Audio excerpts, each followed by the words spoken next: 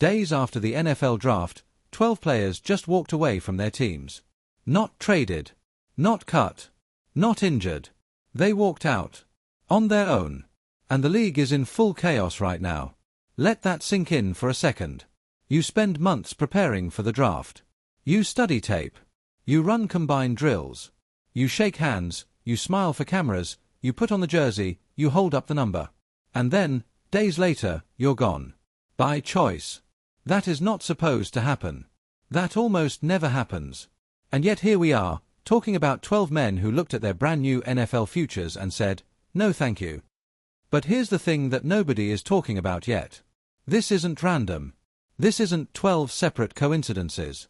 There is a thread running through all of this, and by the time we get to the end of this story, you're going to see the NFL in a completely different way than you did when you press play. So let's go back. Let's go all the way back to the beginning of this story, because to understand why these players walked out, you have to understand what led them here in the first place. The NFL draft is one of the most emotional events in all of American sports. People don't fully appreciate that. They watch it on television and they see the highlights, they see the hugs, they see the tears of joy, and they think they understand it. But they don't. Not really. Imagine working your entire life for one phone call. Think about that.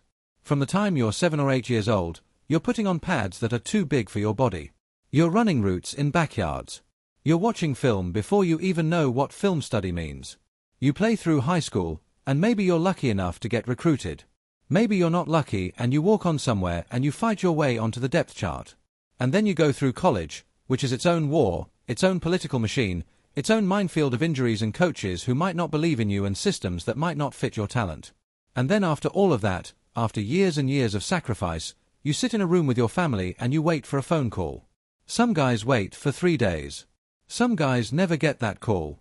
But the ones who do, the ones who hear that phone ring and see an unknown number and feel their heart drop into their stomach and answer it and hear a team representative on the other end saying, "We want you, we drafted you, welcome to the family," that is supposed to be the moment everything changes. That is supposed to be the start of the dream. So why would 12 players, 12 different men who went through all of that, who finally got that call, who finally made it, why would they walk away from it just days later? Let's set the scene first. The 2025 NFL Draft just wrapped up. It was a big one. You had quarterbacks going early, edge rushers flying up boards, some surprises, some trades, the usual drama. Teams spent millions of dollars in preparation for those 3 days. Scouts traveled hundreds of thousands of miles combined watching players. Coaches argued in war rooms over the right picks. General managers made promises to ownership about building the roster the right way. And then the dust settled. Players got their calls. They flew to their new cities. Some of them had their introductory press conferences. Some of them started showing up to rookie orientation activities. Everything looked normal. And then the reports started coming in. At first it was just one guy stepping away. And everyone thought, okay, that's unusual, but it happens. Sometimes a player has a personal situation. Sometimes there's a family emergency. People gave the benefit of the doubt. The sports world moved on. But then there was another one. And then another. And within a matter of hours, social media was erupting. Reporters were making calls. Agents were being bombarded with questions. Team front offices were scrambling. And the number kept climbing. 2 became 4. 4 became 7. 7 became 10. And then, before anyone could fully process what was happening, it was 12. 12 NFL draft picks. Gone. Walking away from their teams. Days after the draft. Now, who are these players? That's what you want to know. And we're going to get there. But first, I need you to understand something about the structure of what's happening here, because it tells you a lot about why this is so significant. In the history of the modern NFL, players walking away from teams immediately after being drafted is extraordinarily rare. It happens, but it almost never happens at this scale. You'll get one here or there. Someone who decides they want to pursue another career.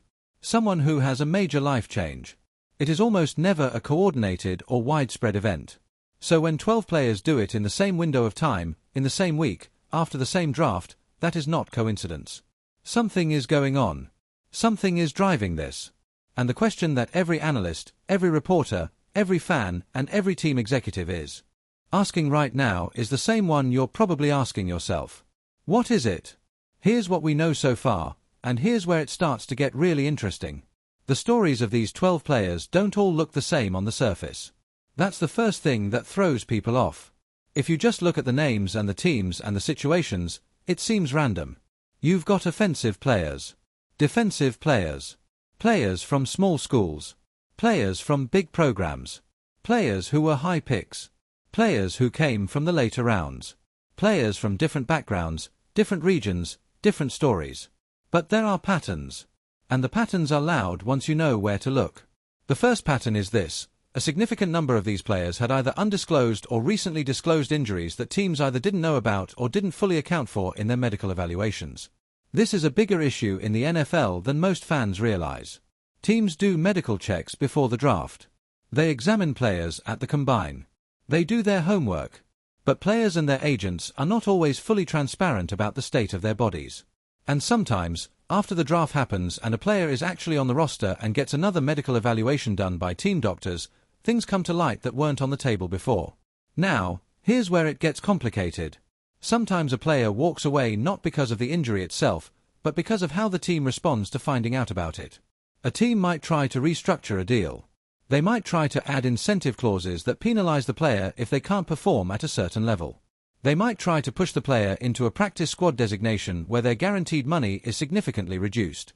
And sometimes the player, backed by their agent and their family, makes the calculation that it is better to walk away entirely than to sign a contract that puts them in a worse position. That explains some of these 12. But not all of them. The second pattern is about scheme fit. And this is something that fans don't talk about enough, but it is absolutely real and it is absolutely a factor here. When a player comes out of college, they have a skill set. They have a way they've been trained to play the game. A wide receiver might be a route runner who thrives in a precise, timing-based West Coast system. A linebacker might have been coached to play in a two-gap scheme his entire career. A cornerback might have only ever played in zone coverage and doesn't have the man coverage skills that some NFL teams require. The draft process is supposed to match players with teams that fit their abilities. And a lot of times it works. But sometimes it doesn't. Sometimes a team drafts a player because of their raw athletic potential and they believe they can develop them into something different. And sometimes the player, once they actually sit in the meetings, once they actually hear what the team wants them to become, realizes that the system is going to ask them to do things that are genuinely foreign to everything they know. Now, most players push through that. Most players trust the process. That's what you're told. That's what the culture demands. You defer to the coaches. You adapt. You evolve. But some players are at a point where they've thought hard about their career trajectory, they've talked to advisors, they've talked to agents who know the league inside and out, and they've come to the conclusion that being forced to play in a system that doesn't fit them is going to cost them years off their career. Not in terms of health, but in terms of production. Because production drives contracts. And contracts are how you provide for your family and build your future. Several of the 12 players who walked away appear to fall into this category. They were drafted by teams whose offensive or defensive systems represent a fundamentally poor fit for how they play, and someone in their camp made the decision that the risk wasn't worth it. The third pattern, and this is the one that is generating the most conversation in league circles right now, is about team culture and leadership. Not every NFL franchise is the same. Fans know this at a surface level. Everyone knows there are winning franchises and losing franchises. Everyone knows some teams seem to be perpetually dysfunctional and can never quite get it right. But what fans don't see is what happens inside those buildings. What fans don't see is the player-to-player conversations, the way coaches talk to rookies behind closed doors, the organizational philosophy about how new players are treated, the culture of a locker room, the unwritten rules of how things work. Players know. Agents know. Veterans talk. Word travels fast in a league where everybody went to college with somebody who's on somebody else's roster. The NFL is a small world in that way. And word has been circulating about certain franchises for a while now. There are teams in this league where players who have been there have quietly, in private conversations, told their agents and their friends, "I would not wish this team on anyone." Not because the city is bad. Not because the fans aren't great. But because what happens inside that building is toxic, or disorganized, or disrespectful, or some combination of all three. And some of these 12 players, particularly the ones who have connections in the league through family or prior relationships, got intel before they even showed up to their new teams. They heard things. They asked questions. And what they heard made them decide that the dream wasn't worth the reality they were walking into. Now, Let's talk about money.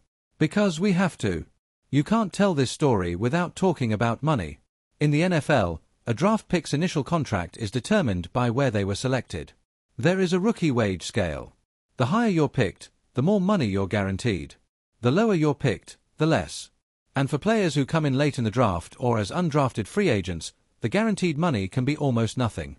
You're competing for a roster spot against veterans, against other rookies, and against the organizational preferences of coaches who may or may not even know your name. For some of these 12 players, the financial math just didn't work.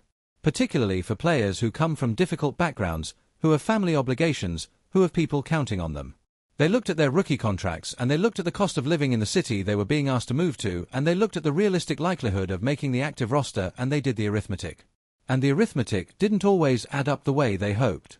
This is a conversation that doesn't get had enough. The NFL generates billions of dollars every year. It is one of the most profitable entertainment enterprises on the planet.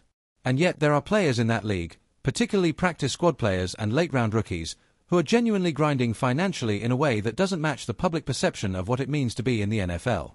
When you factor in the expenses of living in a new city, the cost of training, the cost of equipment that isn't always provided, agent fees, and the fact that your job security can disappear on any given Tuesday when cuts happen, some players make the very rational calculation that walking away before they're fully invested is smarter than committing and potentially ending up in a worse position 6 months later. Here's where we take a pause, because I want you to really sit with something for a second. Everything we've talked about so far, the injuries, the scheme fit, the culture, the money, all of that is real. All of that is documented and verifiable and part of the NFL landscape. But none of that fully captures the human side of what's happening here. 12 men made a decision. And every single one of those decisions came with a cost. Not a financial cost, though that's real too. An emotional cost. A psychological cost. Think about what it takes to walk away from something you've chased your whole life. Think about the conversations those players had. Maybe late at night, on the phone with their parents or their partners or their best friends. Trying to explain something that doesn't have a clean explanation. Because how do you explain it? You made it. You're in the league. You're one of the few hundred men on the planet right now who can say that. And you're choosing to leave. There is no script for that conversation. There is no roadmap. You are stepping off the path that every coach, every recruiter, every guidance counselor, every motivational poster in every locker room you've ever been in told you to stay on. And you are doing it by choice. That takes something. Whatever you think about the decision itself, whether you agree with it or not, you have to respect what it takes to make it. Now let's talk about the league's response. Because the NFL's response to this has been fascinating to watch in real time. At the official level, it's been very measured. Very careful. Spokespeople have used phrases like, "We respect the personal decisions of individual players and we remain committed to creating environments where players can thrive." Which is the kind of language that says a lot while saying nothing at all. Behind the scenes, though, the conversations are much more intense. Team executives are frustrated. Some of them are furious. Because when you draft a player, you're not just making a roster decision, you're making a financial investment. You've spent scouting resources. You've spent draft capital. You've gone through the entire evaluation process. And when a player walks away, all of that is gone. You can't get your pick back. You can't spend those resources. You have a hole in your roster that you now have to figure out how to fill. And it's not just the teams that are upset. Agents who represent players who didn't walk away are now getting phone calls from their clients asking questions. Veteran players are watching this and forming opinions. Coaches who have built their careers on a certain philosophy about commitment and buy-in are trying to figure out how to talk to their remaining rookies about what they just witnessed. The league, whether it wants to or not, is going to have a conversation about what this means.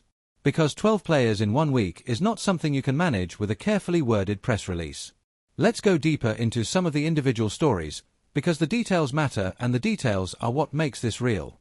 Take the case of one of the offensive linemen who walked away. This was a player who was a mid-round pick, projected to develop as a starter within 2 or 3 years. Solid college career. Good measurables. The kind of player that teams love because he checks enough boxes to be a developmental asset without costing too much in draft capital. But during his rookie orientation, something happened. There was a meeting. A team official, in what was apparently meant to be a motivational talk, made a series of comments about the player's draft position and how lucky he was to be given this opportunity. The language was condescending in a way that the player and his representatives felt crossed a line. It wasn't what was said so much as the way it was said, the underlying tone of it, the implication that this player should be grateful rather than valued. That sounds like a small thing, maybe. A bad meeting. A poor choice of words. You might be thinking, come on, you can't walk away from the NFL because someone talked down to you in a meeting. But here's the thing. That moment was a confirmation of something the player had already been hearing. It confirmed what veteran contacts had told him about how that organization treats its young players. It confirmed what the scouting of the culture had suggested. It was not the cause. It was the confirmation. And sometimes a confirmation is all you need to make a decision you've already been building toward. He walked away 3 days after that meeting. Now let's talk about another player. This one is a wide receiver. Drafted in the 5th round. Spent 4 years at a mid-major program where he was genuinely elite, but the level of competition meant he was always going to be a question mark for scouts. Could he do what he did in college against NFL-caliber defenders? That's the question that always follows players from smaller programs. This player had a specific route-running style. Very calculated, very technical, built on precision timing and the ability to create separation through footwork rather than pure speed. He was not a burner. He was a craftsman. And the team that drafted him runs a vertical offense. A lot of their passing concepts are predicated on receivers who can win downfield, who can create separation through speed, who can run 9 routes and comeback routes and fade routes with consistency. He sat in his first installation meeting with the offensive staff and realized within about 45 minutes that he was looking at a playbook that asked him to do almost nothing that he actually does well. He was going to be asked to be something he isn't. Not because he wasn't good enough, but because he was a different kind of player than what this offense needed. He spent 3 days trying to figure out if there was a path forward. He had conversations with position coaches. He asked questions. He genuinely tried to find an angle that worked. And ultimately, his agent spoke to the team's front office, and what came back was essentially confirmation that the team's plan for him was to develop him into something different over a 2 or 3 year window. 2 or 3 years is a long time when you're a late-round pick fighting for roster spots. 2 or 3 years in a system that doesn't fit you, where your production is going to suffer, where you're going to be consistently evaluated against a standard you weren't built for, is potentially a career death sentence. He walked away on day 4. Let's talk about the culture piece more, because I think this is where the real story lives. The NFL has changed. People in the league will tell you this, and the data bears it out. The generation of players coming into the league right now grew up differently than the players who came before them. They've watched retired players deal with the health consequences of their careers in ways that were brutally public. They've seen the documentaries. They've seen the lawsuits. They've seen what CTE has done to families. They've seen players who gave everything to a franchise and were cut without ceremony the moment the team decided they weren't worth the roster spot anymore.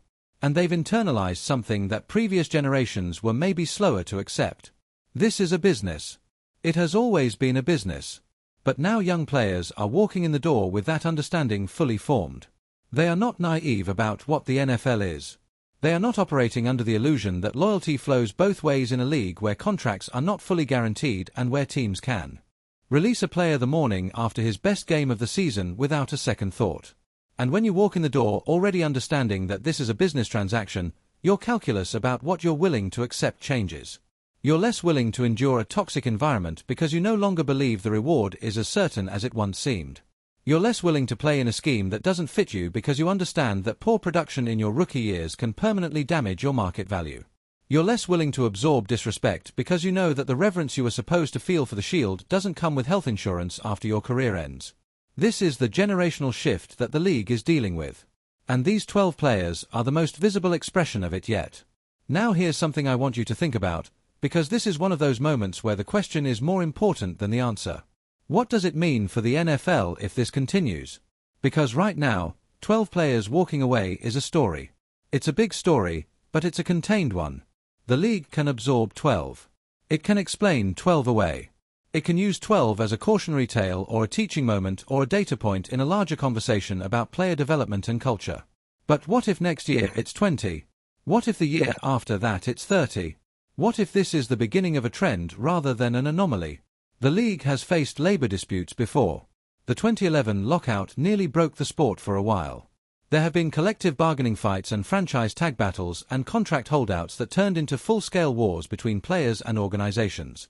But this is different from all of those things. Because this isn't organized. There's no union coordinating this. There's no public statement. There's no negotiating position. These are individual players, making individual decisions, for individual reasons, in the same week. And individually motivated actions are harder to manage than organized ones. You can negotiate with a union. You can't negotiate with 12 separate people who've already made up their minds. Let's come back to something I mentioned earlier, because I want to close that loop. I said there's a thread running through all of this. A common element beneath all the different stories. And I've been building toward it this whole time. Here it is. Every single one of these 12 players, in some form or fashion, felt like they had no power in the situation they were placed in. Some of them felt powerless because of their injury situations and how teams used that leverage against them. Some of them felt powerless because they were being asked to play in systems that erased what made them good. Some felt powerless because the culture of their new organization made them feel like a number rather than a person. Some felt powerless because the economics of their contract left them vulnerable in ways they hadn't fully anticipated. And they all made the same choice in response to that feeling. They chose the one thing they had absolute power over. They left. Now, you can argue whether that's the right choice. Reasonable people can disagree about that. Some people will say these players gave up too soon, that they should have pushed through, that the NFL rewards persistence and punishes impatience. Others will say that the ability to recognize a bad situation and exit before it costs you more than you can afford is actually a sign of remarkable self-awareness and intelligence. But what you can't argue is what that choice represents.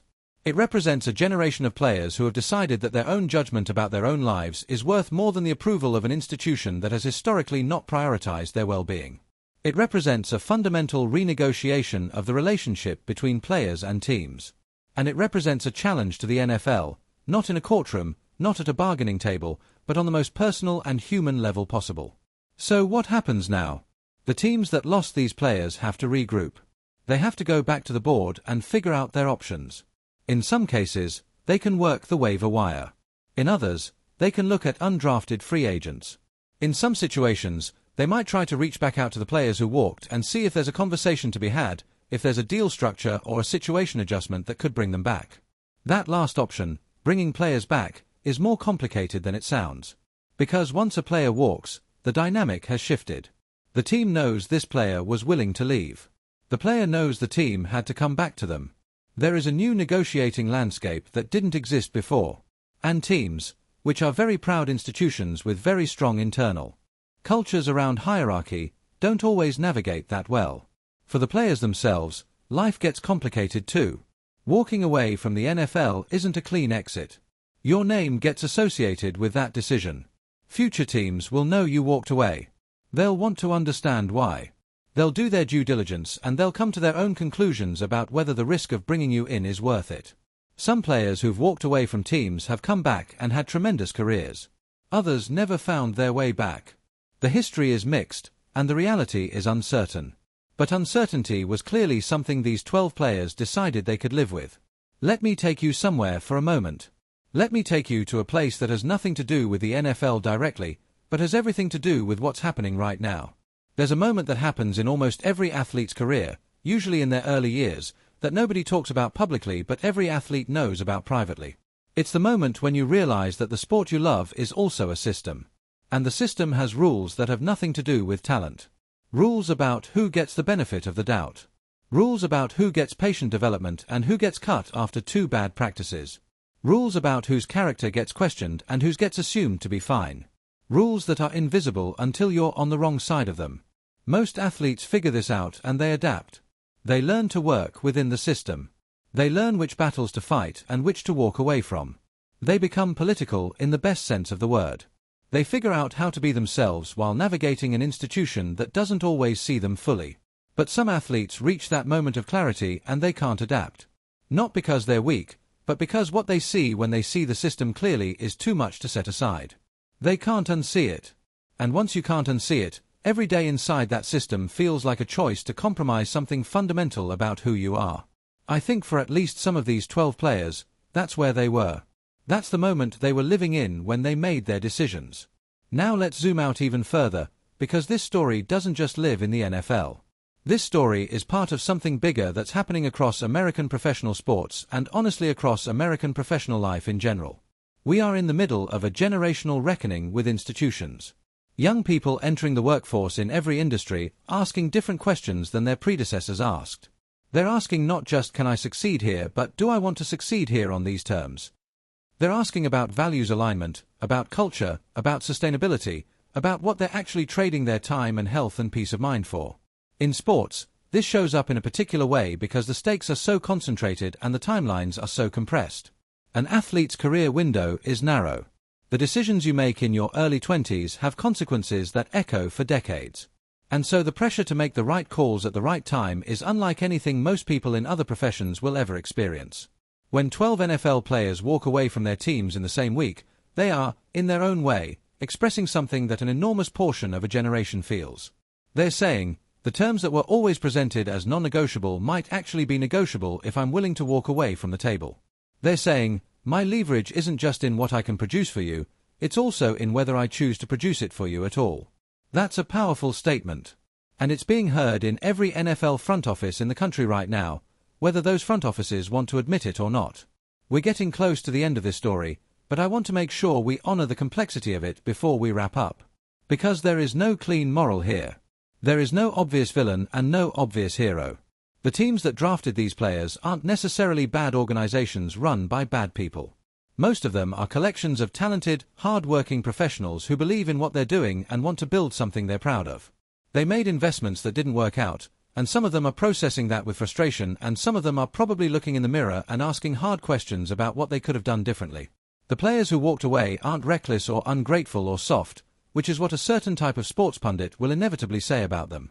They're people who made hard calculations in high-pressure situations and came to conclusions that put their own assessment of their well-being above the expectations of an institution. That requires a kind of courage that doesn't always get recognized. And the league itself, the NFL as a whole, is an organization that is genuinely trying to figure out how to be the sport it has always been while also being the sport that the modern world requires it to become. That's not easy. There are no easy answers to the questions this week has raised. But the questions have been raised. Loudly. Publicly. In a way that is going to be hard to set aside. Here's what I keep coming back to when I think about these 12 players. There's a version of this story where they all fade into obscurity. Where the league moves on, the teams fill their roster spots, the players either find their way back to football in some form or they don't, and this becomes a footnote. One of those strange weeks in sports history that people remember vaguely years later but can't quite place. And there's another version where this week is the moment people point to. The moment they say, that's when things started to change. The moment that future players look back on as the first crack in a wall that eventually came down. The moment that historians of the sport use as a dividing line between how the NFL operated before and how it operated after. I don't know which version this is yet. Nobody does. The story is too fresh. The dust hasn't settled. The players haven't spoken publicly and the league hasn't finished its internal conversations and the full picture hasn't come into focus. But I know this. Whatever version this turns out to be, the 12 men at the center of it made their choice with full awareness of the cost. They knew what they were giving up. They knew what people would say about them. They knew the uncertainty they were walking into. And they chose it anyway. That's worth paying attention to. Not because walking away is always right. Not because challenging institutions is always the smart move. But because when people who have spent their entire lives being told that one specific goal is the only goal, that one specific door is the only door worth walking through, when those people look at that door and say, actually, not like this, something real is being communicated. Something real about the state of the league. About the state of the relationship between athletes and organizations. About the state of a generation finding its voice in the most visible, most consequential way it knows how. The NFL has survived everything. It has survived strikes and scandals and tragedies and controversies that would have destroyed lesser institutions. It is the most powerful sports league in the world, and it has earned that status through decades of compelling competition and cultural relevance. But it has never quite faced this. Not exactly this. Not 12 players in 1 week saying no before they even really said yes. The league will adapt. It always does. That's what institutions do. They absorb pressure and they recalibrate and they find a new equilibrium. Maybe that means changes to rookie orientation processes. Maybe that means more transparency in how teams communicate with new players during and after the draft. Maybe that means agents becoming even more aggressive in the pre-draft process about getting commitments from teams about culture and scheme fit. Maybe it means something that nobody has thought of yet. But something will shift. Because 12 people just told the most powerful sports league in the world that the deal they were being offered wasn't good enough. And whether the league likes it or not, it has to have an answer to that. So here's where we land. 5 minutes ago, or what felt like 5 minutes ago in the context of how fast this story broke, the news was that 12 NFL draft picks walked out on their teams. That was the headline. That was the flash of information that stopped the scroll and made everyone look up. But the real story is everything underneath that headline. The injuries and the schemes and the cultures and the economics and the generational shift and the renegotiation of power and the question of what professional sports owes the people whose bodies and talents and years it runs on. That's the story. That's what happened this week in the NFL. And it is going to take months, maybe years, to fully understand what it means. But it's already started. Whatever it is that's been set in motion here, it's already moving. And the 12 men who started it are out there somewhere right now, not in team facilities, not in playbook meetings, not catching passes or running routes or learning defensive coverage. They're somewhere else. Living whatever comes next for them. Carrying whatever they carried when they made their decisions. And the rest of the league, all 32 teams and everyone connected to them, is sitting with the fact that the players they chose differently. That's the story. That's where we are. And this one is far from over.